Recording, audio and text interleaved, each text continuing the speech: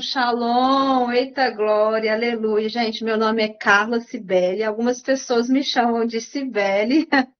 É porque vai ter pessoas que vão me chamar de Carla. Então, eu atendo pelos dois nomes, tanto por Carla como por Cibele. Falo aqui de Minas Gerais, Belo Horizonte. Conheci algumas irmãs presencialmente na Conferência Curada. E ali o Senhor fez essa conexão conosco, né? A Adri, assim, uma querida, não tem nem palavra, a pastora Dai, né? Conheci ela e já me apaixonei. E entre outras irmãs aqui, irmã Rogéria, tantas outras que fazem parte desse Café das Improváveis. E aí o Senhor nos conectou, a pastora Francis também, tive a oportunidade também de estar ministrando. Congrego aqui em Lagoinha, Igreja Lagoinha Ipiranga, sou casada, dá um glória a Deus, irmão, porque eu sou casada. Eita, agradeça a Deus que eu sou casada, irmão.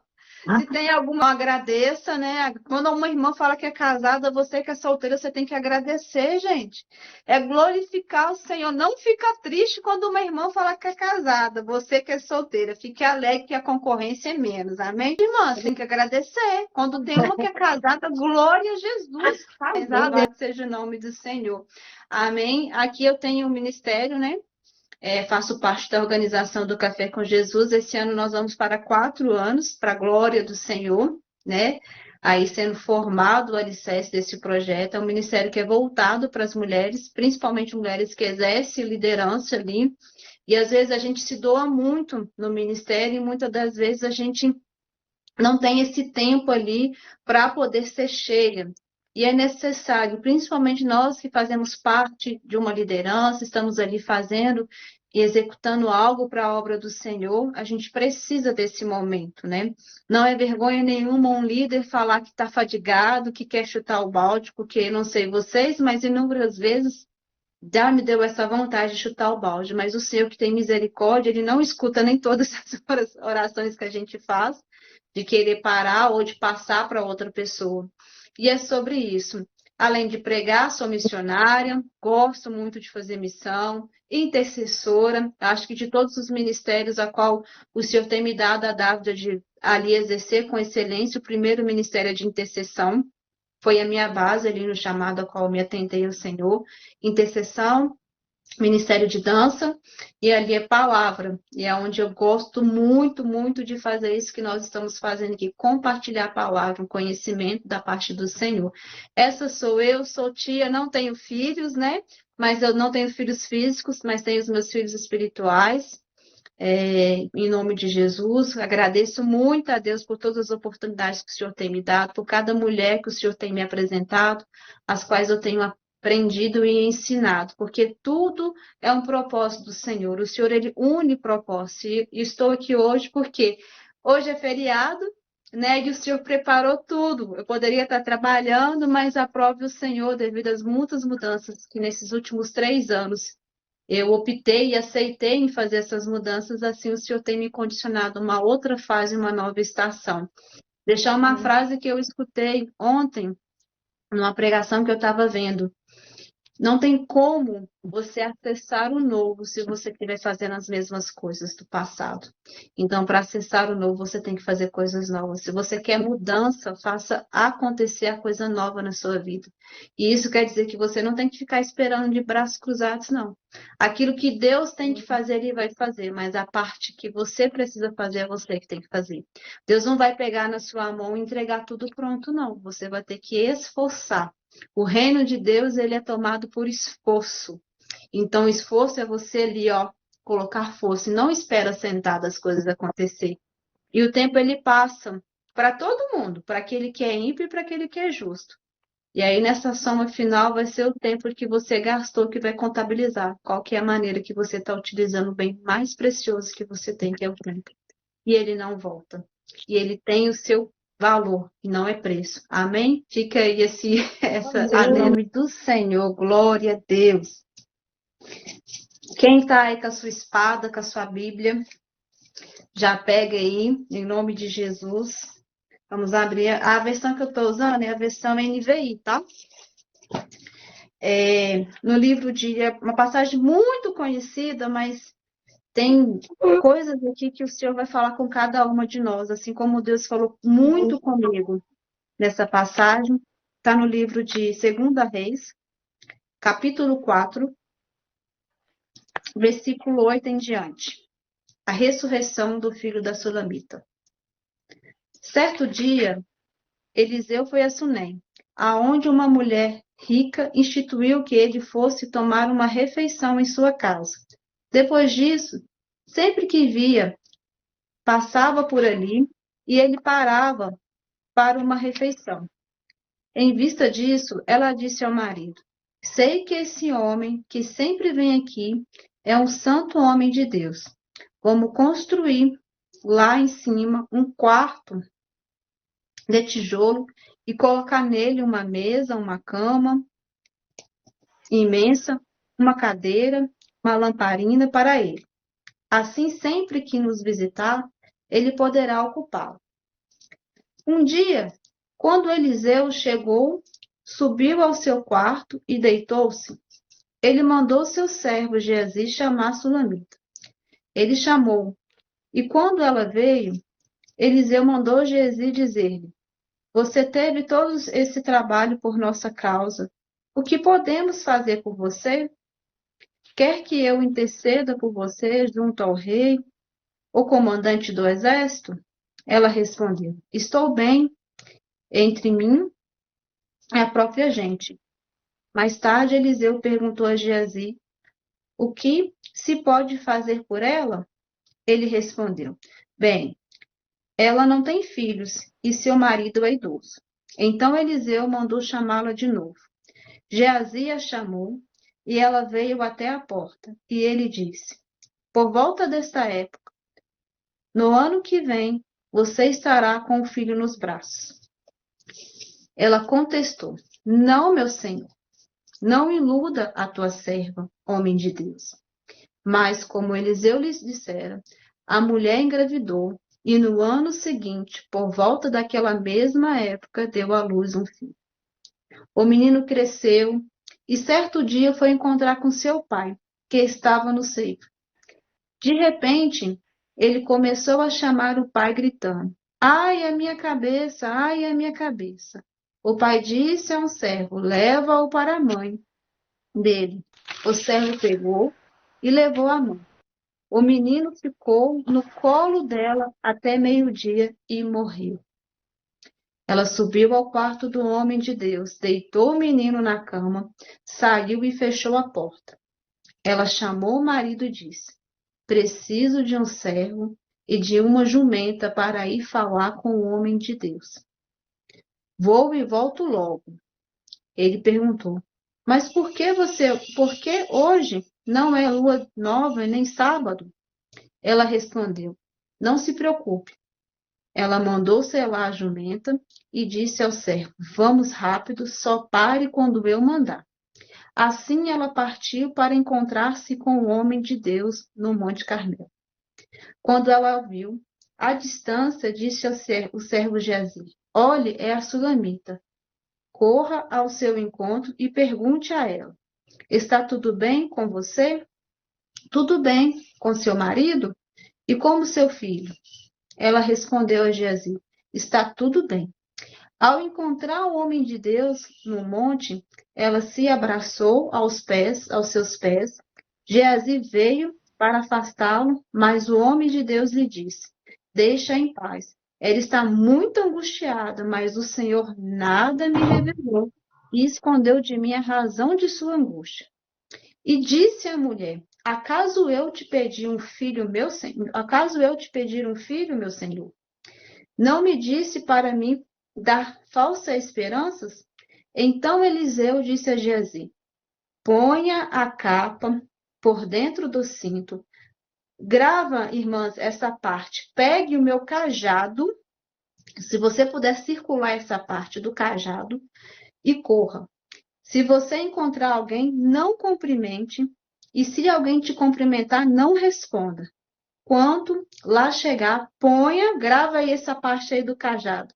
Cajado sobre o rosto do menino. Mas a mãe do menino disse: juro pelo nome do Senhor e por toda a tua vida que ficarás, não irei. Então ele foi com ela. Geazi chegou primeiro e pôs, grava aí o cajado sobre o rosto do menino, mas ele não falou nada e nem reagiu. Então Geazi voltou para encontrar-se com Eliseu e lhe disse: o menino não voltou assim. Quando Eliseu chegou à casa, lá estava o menino morto, estendido na cama. Ele entrou, fechou a porta e orou ao Senhor. Depois deitou-se sobre o menino, boca a boca, olhos com os olhos, mão com as mãos. Enquanto se debruçava sobre ele, o corpo do menino ia se aquecendo. Eliseu levantou-se, começou a andar pelo quarto, depois subiu na cama, debruçou-se mais uma vez sobre ele. O menino espirrou 7 vezes, grava aí 7 vezes. Abriu os olhos. Eliseu chamou Geazi e o mandou chamar a sulamita. E ele obedeceu. Quando ela chegou, Eliseu disse: pegue seu filho. Ela entrou, prostrou-se a seus pés, curvou-se até o chão. Então pegou o seu filho e saiu. Pai, esta é a tua palavra, Senhor. Da mesma forma que o Senhor tem falado comigo através dela, que o Senhor fale e continue falando com cada irmã que está aqui presente, Pai. Que a tua palavra surta o efeito a qual está sendo enviada. Pai, em nome de Jesus, que esta tarde seja uma tarde diferenciada, Pai. Aonde a voz do Senhor vai falar conosco e que nós também possamos ouvir e escutar. Que ela possa, ó Pai, surtir o efeito a qual está sendo enviada para a glória do teu santo nome. Que não seja uma tarde de encontro ali, ó Pai, aonde as irmãs estão em cada uma da tua casa, Senhor, mas que seja uma tarde aonde a palavra do Senhor vai ser semeada e aonde vai ter transformação em nome de Jesus. Amém, amém e amém. Muitos devem conhecer esta passagem em relação ao filho da viúva e aquilo que Eliseu profetizou. Tem 3 chaves aqui que o Senhor falou muito comigo e eu quero compartilhar com vocês. A primeira é, às vezes a gente conhece as pessoas só de ouvir falar e de longe. E quando você se aproxima daquela pessoa que você está ouvindo falar de longe, às vezes aquilo que você via daquela pessoa não é nada daquilo, porque estava distante, não estava no seu cotidiano. Então, muitas das vezes a gente escuta aqueles ditados assim, ó, vai conhecer uma pessoa, mora com ela.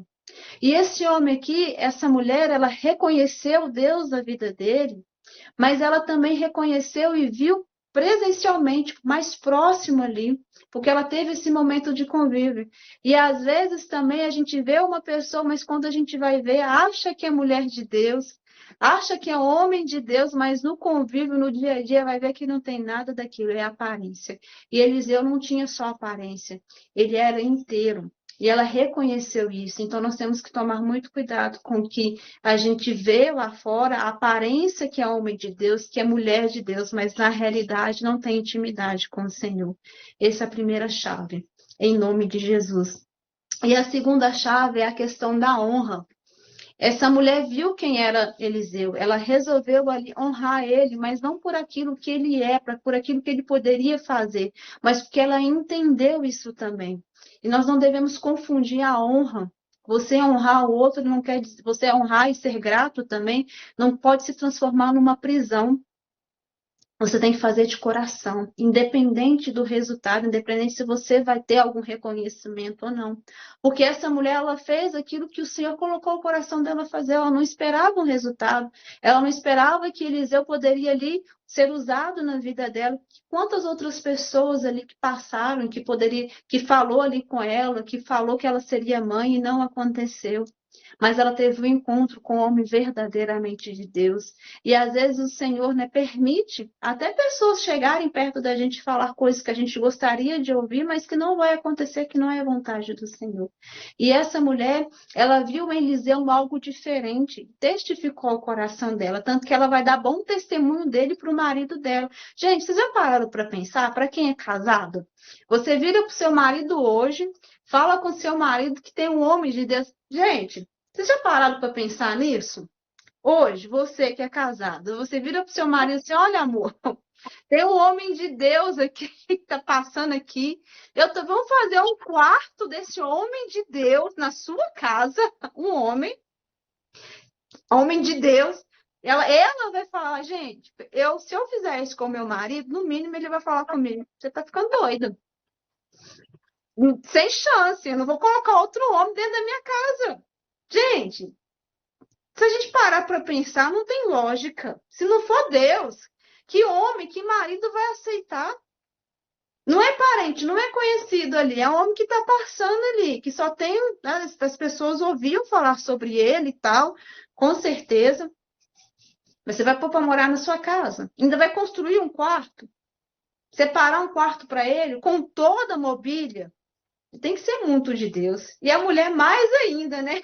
De convencer o marido a fazer isso. Não é para qualquer um, gente. Não é mesmo, né? E aí é interessante, no desenrolar da escola, a gente vai ver que realmente ali Eliseu profetiza sobre a vida dela. Ela engravida. Mas me chama muito uma atenção. Então, tenha muito amor às palavras que o Senhor colocou no meu coração e eu vou compartilhar com vocês. O terceiro ponto aqui. Vocês lembram que eu falei para vocês circularem a palavra cajado? Cajado significa autoridade. E é interessante que Eliseu, quando ocorre, né, ali a notícia, o pai manda. Geralmente acontece isso também. Quando o filho, você que é mãe, né? Quando o filho tá com algum problema, tá bonitinho, tá legalzinho, papai. Se tá sentindo uma coisinha, vai lá atrás de mim, vai na sua mãe. Não é isso que acontece? Geralmente sim. Acredito que na maioria das vezes o pai vai falar, não, vai atrás de sua mãe. Sua mãe vai, como se a mãe fosse médica. Como se a mãe tivesse ali, né? Não, vai atrás, sua mãe vai resolver esse BO. E é interessante, gente, que quando eu falei para vocês circular essa palavra cajado em relação à autoridade. Quando ocorre ali que realmente essa criança ela vem a óbito, que já não tem mais jeito, quando ela chega ali, recebe uma orientação. Geazi, ele vai ali para fazer aquilo que era Eliseu que tinha que fazer. Ai, meu Deus. Jesus. Ei, para, mulher, de mandar o outro fazer aquilo que é para você fazer. Porque ele tinha tudo. Ele tinha palavra, ele tinha o cajado, mas não tinha autoridade. A autoridade estava com quem? Com Eliseu. Esse homem teve ali a orientação, Geazi, vai lá, pega a capa, vai com o meu cajado e coloca o cajado ali, ó. Cajado na mão errada não surte o efeito. Rabadarabachei. Cajado na mão errada não é nada. Porque se o cajado tiver na mão errada, sem o propósito, não vai trazer vida àquilo que estava morto. Rabadarabachei. Aquilo que estava na mão certa. Se o cajado tiver na mão errada, aquilo que está morto vai permanecer morto. Não vai ter vida, porque o cajado está na mão errada. Rabadarabachei. Ei, mulher, se o cajado está na sua mão, a autoridade está na sua mão para fazer, é você que tem que fazer. Para de delegar, para de mandar o outro fazer aquilo que Deus já falou para você fazer. Irmãs, eu fui moída com essa palavra, porque se o cajado está na minha mão, eu não posso mandar e orientar outra pessoa a fazer aquilo que só eu tenho que fazer, que é para mim. Adiantou Eliseu falar com Geazi, vai lá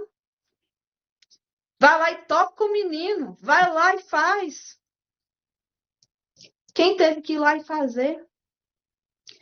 Geazi retorna. A Bíblia vai falar que ele vai retornar e vai falar, olha, não adiantou, mas ele obedeceu. Eu acredito que naquele momento, quando a Sulamita ela recebe essa palavra ali, ela recebe, mas ela não fica questionando, não fica debatendo que quem tem que ir é Eliseu. Ela vai lá, obedece. Assim também foi o servo de Eliseu, ele obedeceu. Às vezes você vai mandar o obreiro, aquela irmã que está ali do seu lado, fazer algo que é para você fazer, e a irmã, o obreiro, seja lá aonde for ali no ministério, ele vai fazer por obediência. Mas o cajado na mão errada, para quem não tem ali a autoridade, não vai adiantar de nada, porque é você. É você que tem que pegar ali e dar vida àquilo que está morto. Ei, minhas irmãs, quantas vezes o Senhor já usou pessoas ali para falar comigo, para movimentar a rede social, para poder fazer, para dar um jeito? Eu tenho preguiça disso, me dá uma birra. Mas o Senhor tem falado, o Senhor tem levantado mulheres para poder ser ativadas ali na rede social. Para nós podermos ser a influência, a gente vê mulheres ali que são mulheres que estão influenciando jovens, crianças, a fazer coisas erradas, a ir para um caminho de prostituição. E eu e você, como mulher de Deus, às vezes a gente vê aquilo e fica de braços cruzados. Quantas pessoas podem ser alcançadas através da minha vida e da sua vida pela rede social? O telefone é uma bênção. Ele não é maldição. A rede social é uma bênção, não é maldição. O que é maldição é quando você não sabe fazer uso. Isso aqui é bênção demais. Aproxima quem está longe. Porém, se não souber usar ele, ele vai distanciar quem está perto. Amém, minhas irmãs? E ali no final, Eliseu, ele vai até essa casa, até o quarto ali. E a criança, ela está morta. Eu acredito que Eliseu, ele foi, a Bíblia não fala, mas Carla, eu acredito assim, que ele foi já pensando, sabe, no meio do caminho essa criança vai viver, porque eu estou aqui orando, intercedendo, talvez ali naquele momento, e quando Eliseu, ele chega ali no quarto, ele vê que a criança está morta. Não, pensa, não sei se algumas irmãs já tiveram oportunidade ou de ter uma situação assim, de você entrar num quarto e uma pessoa está morta ali, é algo assim muito estranho, é frio, verdadeiramente é gelado, aquilo que não tem vida. E Eliseu, ele vai ali, eu imagino que ele deve ter pensado assim, meu Deus, e agora? O menino não viveu, não. Ele não está dormindo, não, o menino está morto. Ele deve ter andado para um lado e para o outro, ele deve ter pensado tantas coisas para tomar aquela atitude ali de subir, uma atitude de desespero também, porque eu iria ficar, eu passei por isso com a minha mãe, quando o Senhor recolheu ela, entrei em desespero, porque você não sabe o que fazer, uma coisa é você ajudar um estranho ali, mas quando é da sua família, você entra em desespero, porque você quer que a pessoa volte, e aí Eliseu, e era algo que ele profetizou, e a mulher não queria, ela já não tinha mais esperança, e essa criança estava morta. Mas o Senhor começou a usar ele ali com uma sabedoria. E ele foi clamando ao Senhor. Não foi o abraço, não. Eu acredito que foi o clamor. Eu acredito que foi a palavra ali. E quando essa criança ela volta, ela dá 7 espirros. Essa passagem tem muitas coisas aqui que você pode extrair. Esse 7 espirros é a questão de perfeito. Agora ele voltou à vida na perfeição do Senhor. E que como o Senhor tem falado comigo, pega o cajado. Não adianta você passar o cajado para outra pessoa fazer aquilo que é você que tem que fazer, não. Se tá com você, é você que vai fazer. Se você não fizer, vai dar mais trabalho. É igual a irmã falou. Deus já tinha falado com ela, como tem falado comigo também, eu creio com muitas outras irmãs para se posicionar diante da rede social, diante daquilo que Deus quer te usar para alcançar outras vidas. E aí precisa Deus levantar outra pessoa e o Espírito Santo, ele faz isso mesmo para mostrar que não é coisa da nossa cabeça, que às vezes que é eu, porque irmãs, eu gosto muito de praticar esporte. E às vezes eu posto algumas coisas de atividade física e tudo mais. Imagina quantas mensagens eu recebi de mulheres que foram ativadas a fazer atividade física, a cuidar do corpo sem exagerar, sem fazer com que o seu corpo se torne o ídolo, tá? Então, todas as vezes que eu falo em cuidar do corpo, em cuidar da sua aparência, é porque você é templo do Espírito Santo. Se você não cuidar dessa carcaça aqui, precisa de manutenção. Você tem que dar uma manutenção. Se precisar ir numa manicure, faça isso. Ah, mas não, gente, coloca uma coisa na cabeça de vocês. É investimento. Às vezes não vai dar para você estar indo toda semana, mas vá nem que seja uma vez no mês. Separa aí um valor para você gastar com você. Esses dias eu peguei uma irmãzinha, mês passado, eu fiz ela comprar umas roupas para ela. Falei, irmã, aí se eu ver você, eu tenho muita intimidade com ela. Eu falo, se eu ver você com aquela roupa ali, irmã, eu vou rasgar ela do seu corpo. Eu vou tacar fogo nela. Porque a gente precisa de ter pessoas do nosso lado para nos auxiliar, nos posicionar, a se cuidar, a olhar no espelho. Gente, nada com excesso. Mas se é necessário, faça para você se sentir melhor. Amém? Tem outras coisinhas que eu estou querendo mexer no meu corpo, mas é tudo devagarzinho, né? Porque existe uma demanda financeira em outras coisas também. Mas é bom você olhar no espelho e se sentir bem, se sentir agradável. Isso aqui é para os casados. Você que não é casado, você não escuta isso, não. Eu até falo muito no grupo do café, quando está chegando o nosso encontro, falo, você que é casado, faz o para casa, gente. Gente, se você está com dificuldade na sua vida ali, eu estou falando para mulheres adultas e direcionado para as mulheres casadas. Você que é casado, você que não é casado, está namorando, se guarda. Espera, esse conselho não é para você. Não estou incentivando a você fazer isso, tá? Mas para você que é casada, gente, se você é tudo na medida. Não tem que ter excesso, porque se você estiver procurando, querendo muito, tá errado. É um distúrbio que você tem. Então, você tem que procurar ajuda. Para que isso não te direcione para uma pornografia, para algo assim que é vício, tá? Eu estou falando porque eu já passei por isso. Então, eu posso falar. Isso é vício. Não é ausência. Se você não está tendo tempo para cuidar do seu marido, para ter intimidade, não está tendo desejo, procura um médico. Procura saber. Converse, chama uma irmã, converse com uma pessoa, amém? Estou falando para mulheres adultas aqui. Eu creio que, da mesma forma que quando eu conversei com uma pessoa a respeito disso, quando eu vi que realmente eu estava tendo esse distúrbio, que não estava sendo legal para mim, estava sendo prejudicial, eu fui buscar ajuda. Porque não é bom você ter o excesso, mas também não é bom você não sentir desejo. O excesso também te prejudica. Porque é uma ausência, é uma falta ali que você tem que estar sendo preenchida com sexo. Vou falar mais rasgado, assim, porque eu creio que estou no meio de mulheres, né, sábias. Então, procure ajuda, não tenha vergonha de falar. Se você não está tendo desejo, às vezes é uma baixa ali nos seus hormônios, às vezes é alguma situação no passado que não foi resolvida. E isso faz com que você se trave, que você não vá ali um pouquinho mais, que você não se entrega. Algo que aconteceu na sua infância, na sua adolescência. E tudo isso precisa ser tratado para que você se torne uma mulher virtuosa. Porque a mulher virtuosa, ela tem todas essas características. Ela cuida da casa, ela cuida dela, ela cuida dos filhos, cuida do marido e ainda é empresária. E todas nós temos essa característica. A gente vê a mulher de Provérbios e acha que, uau, mas todas nós somos essa mulher. Você é dona de casa, você cuida da sua casa.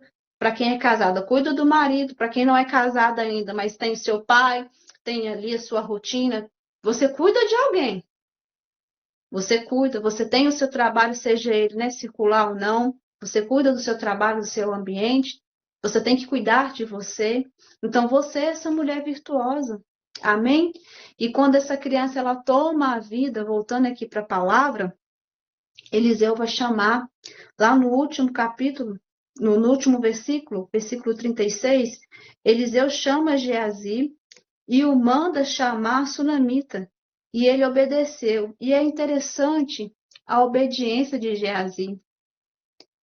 Geazi, nesse capítulo aqui, nessa parte da Sulamita, ele obedece Eliseu de uma forma assim, incontestável. Ele não questiona eles. Tudo que Eliseu manda ele fazer, ele faz. E logo no final, ele obedeceu. Quando ela chegou, Eliseu disse: pegue o seu filho. Ela entrou, prostrou-se aos seus pés, curvando-se até o chão. Então pegou o seu filho. Ali ela entendeu e agradeceu ao Senhor. Agradeceu ali tudo aquilo que Deus fez na vida dela, trazendo a vida ao seu filho. Então aquele sonho que estava morto, ele pode reviver. Nessa tarde, o Senhor ele vem trazendo vida para mim e para você em sonhos e projetos que estavam mortos. que às vezes você achou que era coisa da sua cabeça, ou que você achou que não merecia realizar esse sonho, projeto. E nessa tarde o Senhor está trazendo a memória de cada uma de nós, até mesmo aquelas que vão ouvir, que vão meditar nesta passagem, porque, como eu falei, são chaves, são trechos ali que são riquíssimos, para que quando espirrar 7 vezes, a vida ali, ela seja soprada. E a criança, ela toma essa vida. E essa criança pode ser para mim e para você um sonho que você deixou engavetado. E nessa tarde o Senhor está trazendo a sua e a minha memória. Esse cajado é para você entender que é aquilo que Deus entregou na sua mão, mulher. Você pode até passar o cajado para outro. O outro pode até começar a caminhar. E a fazer porque está obedecendo a sua orientação. Mas não vai dar certo. Pode ser na mão de qualquer um, mas se não for na mão certa, não adianta. Não vai trazer a vida. E que o Senhor nesta tarde possa trazer vida para mim e para você, nos sonhos que estão engavetados. Que você pode se posicionar para aquilo que Deus tem. Em nome de Jesus. Pai, esta é a tua palavra, Senhor. Pai, eu creio que assim como ela tem ruminado o meu coração, que ela possa continuar ruminando o coração de cada irmã aqui, Pai. Que ela surta o efeito a qual está sendo enviada. Que cada uma aqui possa entender e pegar o cajado, Pai, e fazer o uso dele, Senhor, com autoridade. Pai, ainda que em muitos momentos que cada uma aqui já viveu, cada uma aqui já passou o cajado para a mão de alguém e ainda ordenou e deu a direção, meu Pai. Mas sabemos, ó Deus, que aquilo que é para mim fazer, aquilo que é para cada irmão fazer, ó Pai. Se o cajado e a autoridade não estiver conosco na mão certa, não vai adiantar de nada. Ainda que tenha autorização, ó Pai. Mas aquilo que é para eu fazer, aquilo que é para cada irmão fazer, assim nós devemos fazer. Pois ainda, Pai, que nós, ó Pai, mandamos outro fazer e não vai dar certo, ó Pai. O Senhor nos dá mais uma oportunidade de poder fazer e assim dar certo. Porque aquilo que cabe para mim fazer, assim eu tenho que fazer. Aquilo que cabe para cada irmão fazer, assim cada uma cabe fazer. Trazer a vida, ó Pai, quem trouxe foi o Senhor, mas foi através da obediência. Em nome de Jesus, que cada uma aqui, nesta tarde, possa obedecer e entender que é com cada uma aqui, em nome de Jesus. Amém. Essa é a palavra que Deus colocou no meu coração para trazer para você.